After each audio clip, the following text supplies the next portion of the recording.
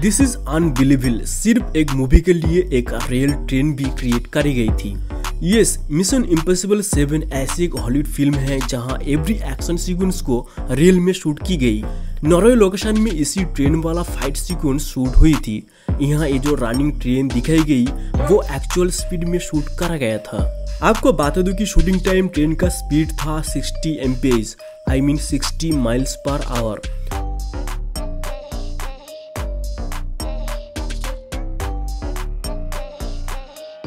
Film का hero Tom cruise, जिन्होंने खुद ये रनिंग ट्रेन पे फाइट किए थे, इसके लिए कोई भी स्टंटमैन का हेल्प नहीं ले गए थे।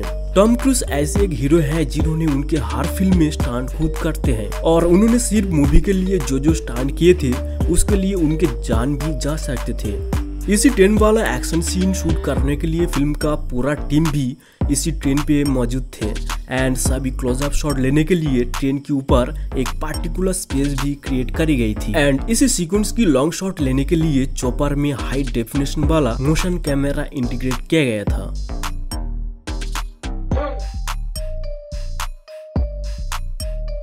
मिशन इम्पॉसिबल 7 में ये ट्रेन सीक्वेंस में एक डिस्ट्रॉइंग मोमेंट था जहां ट्रेन का एक कमरा एक ऊंची हिल से खाद में गिरा था।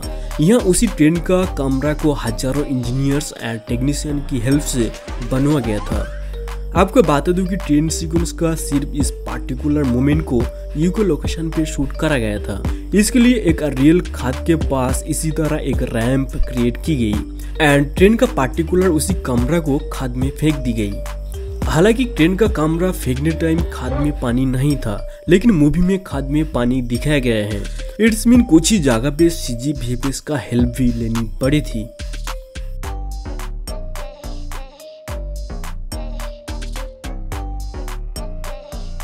मूवी का अनदर स्टंट जिसको the biggest stunt in cinema history कहा जाता है और ये स्टंट भी टॉम क्रूज खुद किए थे।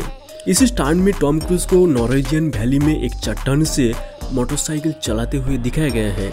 फिर हवा के बीच में उन्होंने बाइक को गिरा देते हैं और तब तक गिरता रहता है जब तक कि वो अपना पैराशूट नहीं खोल लेता। तो ये स्टंट कितना रिस्की एंड डेंजरस था वो आप समझ सकते हैं। आपको बता दूं कि ये खतरनाक स्टंट को 1 साल पहले करा गया था और ये फिल्म का पहला शूटिंग था एंड जब टॉम क्रूज ये स्टंट किए थे तब उनके एज था 60 ईयर्स, आई मीन 60 साल।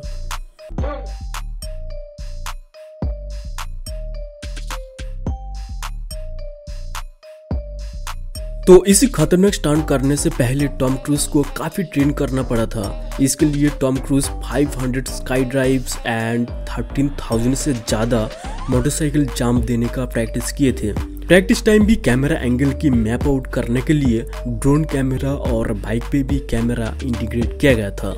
यह स्काई डाइव प्रैक्टिस के लिए हेलीकॉप्टर की हेल्प भी लिया गया था, लेकिन रियल में नॉर्वेजियन वैली पे ये प्रैक्टिस करी गई थी और बाइक स्टंट प्रैक्टिस के लिए एक अलग से रैंप बनवा गया था एंड यहाँ कार्डबोर्ड से प्रैक्टिसिंग प्लेस को प्रोटेक्शन दी गई।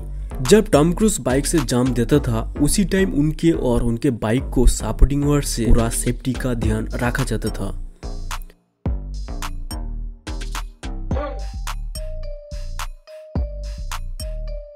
तो फाइनल स्टंट लेने के लिए नॉर्वेजियन वैली पे एक बड़ा रैंप बनवा गया था और इसके लिए लाखों जैसे इंजीनियर्स और टेक्नीशियन की मदद लेनी पड़ी।